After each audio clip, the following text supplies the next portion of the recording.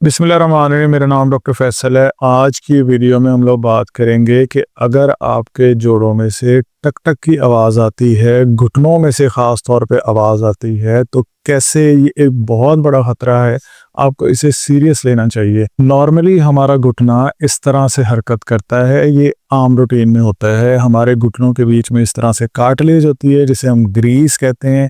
कभी कभार जब हम गलत तरीके से मूवमेंट करते हैं, एक्टिविटीज़ ठीक नहीं रखते, एक्सरसाइज ठीक नहीं रखते, खाना ठीक नहीं रखते, तो उसका नुकसान ये होता है कि हमारी ये जो सफ़ेद रंग की नज़र आ रही है, इसमें क्रैक्स आना शुरू हो जाते हैं, इसमें टूट फूट का शिकार होना शुरू हो जाती है। ये जब ये ख़राब होना शुरू हो जाती है, तो अब जब हमने चलना होता है, हमारे घुटने ने तो ऐसे ही मूव करना है, ऊपर वाली हड्डी नीचे वाली हड्डी इन्होंने इसी तरह से हरकत करनी है।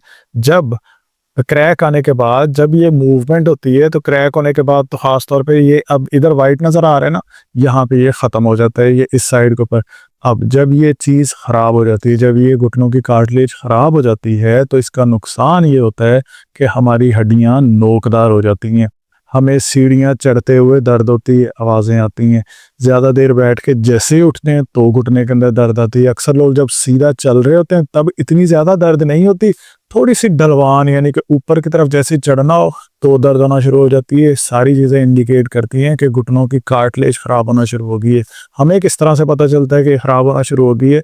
हमें पता चलता है जब हम अपने एक्सरे करवाते हैं। एक्सरे के अंदर हमें इस तरह से गैप नज़र आना ठीक होता है, अच्छी चीज़ होती है। लोग समझते हैं कि मेरे घुटनों में खला आ गया तो ये बुरी चीज़ है। खला आना अच्छी चीज़ है, खला ख़त्म होना वो इंडिकेट करता है कि हड्डी हड्डी के साथ जुड़ती जा रही है। अब जब हड्डी हड्डी के साथ जुड़ जाएगी, ये हमें एक्सरे में नज़र आएगा। कुछ लोगों के ये कुछ पॉइंट्स होते हैं जो कि जुड़ते हैं, बाकी सारे के सारे अलग होते हैं।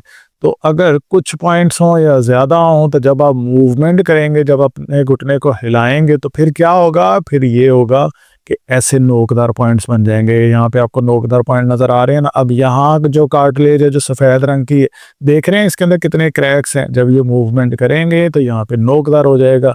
नॉर्मली ऐसे होना चाहिए था, हो इस तरह का जाता है।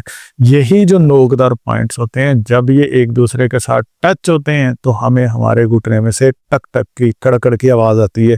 और ये आवाज़ हमारे कानों में नहीं आती, हमें हाथ रखना पड़ता है अपने घुटने के ऊपर। हम फील करते हैं, जब हम अपना घुटना सीधा करते हैं, इकट्ठा करते हैं, तो घुटने के नीचे इस तरह की फीलिंग आती है कि जैसे दो चीज़ें आपस में रगड़ रही हैं। वो इंडिकेट करता है कि आपके घुटनों की कार्टिलेज या ग्रीस जो ख़राब होना शुरू हो गई है। अब यहाँ पे सवाल ये है कि क्या हम इसे ठीक कर सकते हैं या नहीं? इसे बिल्कुल ठीक किया जा सकता है अगर आप अपनी वर्जिश, अपनी रूटीन, अपने खाने ठीक कर लें। कौन से खाने खाने हैं, कौन से खाने नहीं खाने हैं, कैसी रूटीन रखनी है, कौन सी वर्जिश करनी है, ये मैं आपको बताऊंगा।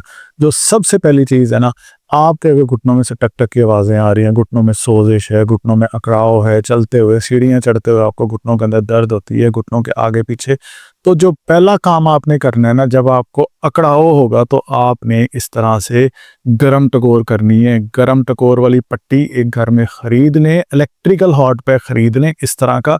इसमें ये होता है कि आप अपनी मर्ज़ी से इसकी स्पीड कंट्रोल कर सकते हैं कि घुटने को कितनी गरमाइश देनी है। आप बिजली के स्विच लगा के उसके अंदर आप ऑन कर सकते हैं, अपनी मर्ज़ी से इसके ज़रिए कंट्रोल कर सकते हैं कितना गर्म करना है। सो पहले अच्छा, ये अगर आपने ऑर्डर करना हो तो इस नंबर पे व्हाट्सएप के ऊपर भी रब्ता कर सकते हैं।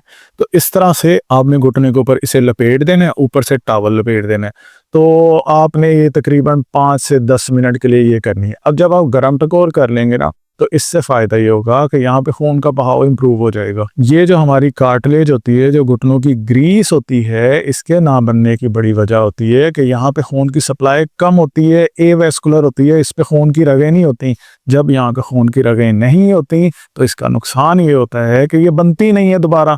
तो जब हम हीटिंग पैड लगाएंगे, हॉट पैक लगाएंगे, तो हम यहाँ पे अपनी जो हमारी सर्कुलेशन है इसको इम्प्रूव कर देंगे। तो इस तरह का हीट पैक एक घर पे रख लें, आपको बहुत ज़्यादा ज़रूरत पड़ेगी, क्योंकि जिनको घुटनों की ग्रीस का मसला हो, उन्हें हॉट पैक की बहुत ज़्यादा नीड होती है। और बड़े लोग हैं जो कि इस्त्री गर्म करके कपड़ों पे लगा के वो लपेट लेते हैं, रेत गर्म करके लगा लेते हैं, उससे ना आप गर्माइश को कंट्रोल नहीं कर सकते, तो जल भी जाता होता है। तो इस तरह का इलेक्ट्रिकल हॉट पैक रखें। पहली जो चीज़ है कि आपने गर्म टकोर की, अब वार्म अप होगी।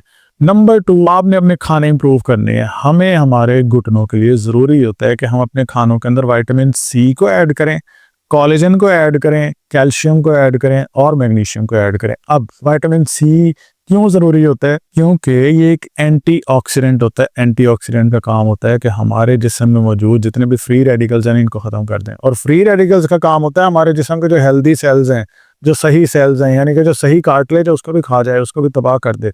तो हमने ज़्यादा से ज़्यादा ये फ्री रेडिकल्स को ख़त्म करना है, उसके लिए हमें एंटीऑक्सीडेंट चाहिए, और एंटीऑक्सीडेंट विटामिन सी से ज़बरदस्त कोई भी नहीं है। तो वो किन में होता है? जैसे माल्टे हैं, माल्टे खाया करें, आजकल मौसम भी इस चीज़ का, और आपने चेरीज़ खानी है, बेरीज, स्ट्रॉबेरीज, इन चीज़ों को अपने खानों में ऐड करना है। इसके अलावा हमें कोलेजन की ज़रूरत होती है। कोलेजन के लिए जो बेहतरीन सोर्स है वो है हड्डियों का शोरबा, हड्डियों की यखनी, आपने इसका इस्तेमाल करना है। विटामिन डी की कमी हो जाती है सर्दियों के अंदर, ये बहुत ज़्यादा ज़रूरी है। अगर इसकी कमी हो गई तो आपके जिस्म में कैल्शियम की अब्जॉर्प्शन नहीं होगी, कैल्शियम अब्जॉर्ब नहीं होगा तो हड्डियाँ तो कमज़ोर होंगी।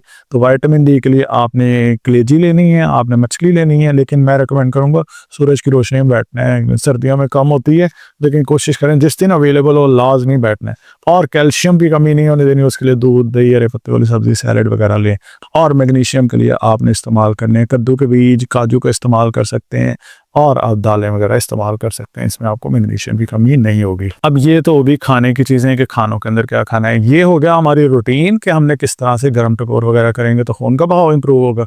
ये हो गया वो चीज़ें जो हमने खानी है। अब कौन सी चीज़ें जो हमने नहीं खानी? हमने साल्ट को अवॉइड करना है। नमक का ज़्यादा इस्तेमाल आपके घुटनों को तबाह कर देता है। चीनी का ज़्यादा इस्तेमाल भी घुटनों को ख़राब करता है। इसके अलावा जो ये फ्राइड फूड्स होते हैं इनको मना करें, इनको नहीं इस्तेमाल करना। और ये जो फास्ट फूड्स हैं इनको अवॉइड करना चाहिए, क्योंकि ये कॉम्प्लेक्स कार्बोहाइड्रेट है और शुगर का इंटेक ये ज़्यादा कर देते हैं, तो ये हमारे घुटनों के लिए मसला कर देते हैं। सो ये चीज़ें आपने खानी है, ये वाली चीज़ें आप अवॉइड करेंगे। पानी का इस्तेमाल ज़्यादा से ज़्यादा करना है। घुटनों में सैनोवल फ्लूइड की कमी होने में डिहाइड्रेशन का भी बहुत बड़ा हाथ होता है। अब एक्सरसाइज कौन सी करनी है, खाने भी बता दिया मैंने, रूटीन भी बता दी है, वर्जिश हम कौन सी करेंगे। वर्जिश इसमें बहुत इंपॉर्टेंट है। देखें, घुटने आपस में जुड़ जाते हैं इस तरह से, ठीक है।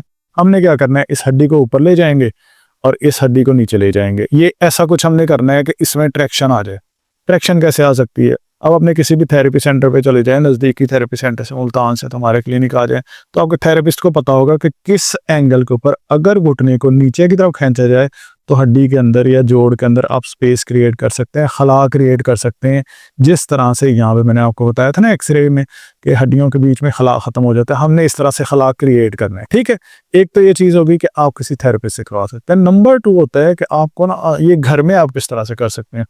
घर में करने का तरीका ये है कि बड़े सारे लोग आपको बता देते हैं कि ये वाली वर्जिश करें जी, बैठ के टांग को सीधा करें, ऊपर की तरफ लेके जाएं और अपने पाँव को ऊपर खींचें। इसका नुकसान ये होता है कि आपकी हड्डियों में तो पहले स्पेस नहीं है। जब आप ये बार बार मूवमेंट करेंगे तो हड्डियां आपस में रगड़ेंगी, हड्डियां नोकदार हो जाएंगी। हड्डियां इस तरह से करेंगी, जब आप वो मूवमेंट करेंगे ना तो हड्डियां आपस में रगड़ के ऐसे नोकदार पॉइंट बना देंगी। तो इसका हल क्या होगा? इसका हल ये होगा कि जैसे मैंने ये अपने टखनों के ऊपर नहीं वजन बांधे हुए, इस तरह से आपने एंकल वेट बांध लेने।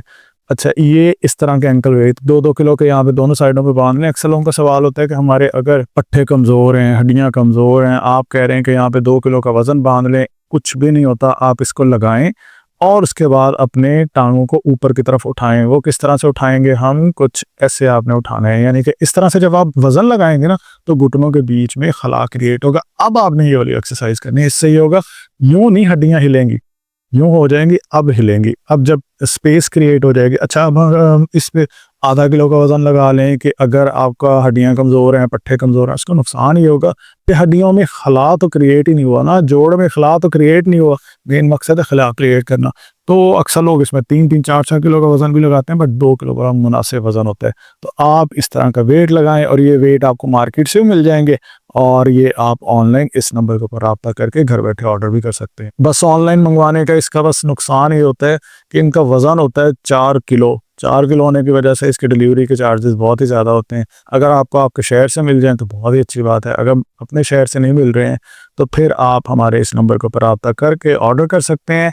और जो इसमें ना इम्पॉर्टेंट होता है कि इसकी जो सिलाइयाँ वगैरह हैं, या जो इसकी क्वालिटी हो इस तरह की होनी चाहिए कि पता चले इसका अंदर का मटेरियल ही ना बाहर आ जाए जब हम एक्सरसाइज कर रहे हो। तो ये अच्छी क्वालिटी के होने चाहिए। तो इन वेट्स का इस्तेमाल करना है आपने अपने घुटनों के अंदर स्पेस लाने के लिए, खला लाने के लिए, ठीक है। अब ये होगी हमारी एक्सरसाइज। 10 सेकंड होल्ड कर करके, अगर ज़्यादा वज़न लग रहा है आपको तो सिर्फ आप 5 سیکنڈ کا ہولڈ کر سکتے ہیں، یعنی کہ جب اپنی ٹانگ کو اوپر لے کے جائیں گے یہاں پہ 5 سیکنڈ روکیں پھر نیچے لے جائیں، مشکل ہو جائے تو 3 سیکنڈ روک لیں، لیکن روکنا ضرور ہے، تیز نہیں کرنا ہے، بہت سپیڈ کے ساتھ نہیں کرنا۔ چلیں یہ ایکسرسائز آپ نے کرنی ہے، اس کے بعد اس طرح کی تھیراپی اگر کہیں سے کروا سکیں، اسے ہم نی موبلائزیشنز کہتے ہیں، اس کا بہت زیادہ فائدہ ہوتا ہے۔ باقی یہ میں نے آپ کو کھانے بتائے جو کہ آپ نے کرنے ہیں عام روٹین میں، اس طرح سے ہاٹ پیک کا استعمال کریں، سردیوں میں تو خاص طور پہ گرم ٹکور آپ کے گھٹنوں کے لیے بہت اچھی ہوتی ہے۔ اگر گھٹنا سوجا ہوا ہے نا پھر ٹھنڈی ٹکور کرنی ہوتی ہے، لیکن اگر گھٹنے میں اکڑاؤ ہے، دردیں ہیں تو ہائیلی ریکمینڈڈ ہوتا ہے کہ آپ نے گرم ٹکور کرنی ہے، ورزش سے پہلے بھی گرم ٹکور کریں گا وہ بہت زیادہ فائدہ ہوگا۔ تو یہ کچھ چیزیں ہیں جو کہ آپ نے فالو کرنی ہے۔ اگر آپ ملتان سے ہیں تو میرے کلینک بھی وزٹ کر سکتے ہیں، ملتان کے علاوہ اگر کسی اور شہر سے ہیں تو اس نمبر پہ رابطہ کر کے آپ میرے ساتھ ڈائریکٹلی ویڈیو کنسلٹیشن بھی کر سکتے ہیں، تو میں آپ کے ایکس رے، آپ کی رپورٹس دیکھ کے آپ کے ساتھ بات کر کے آپ کو گائیڈ کر دوں گا کہ آپ کو کس طرح کے علاج کی ضرورت ہے۔ باقی اگر آپ کا کوئی سوال ہے تو آپ نیچے کمنٹس میں پوچھ سکتے ہیں، اس چینل پہ نئے، اس چینل کو سبسکرائب کر لیں، اور اگر آپ چاہتے ہیں یہ دیکھنا کہ اگر آپ کے گھٹنوں میں گریس کا مسئلہ ہے تو آپ کو کتنی واک کرنی چاہیے، آپ کو کتنی دیر چلنا چاہیے، اس پہ میں آلریڈی ویڈیو بنا چکا ہوں، سائڈ پہ پن کر رہا ہوں، اس کو کلک کریں اور یہ ویڈیو دیکھیں۔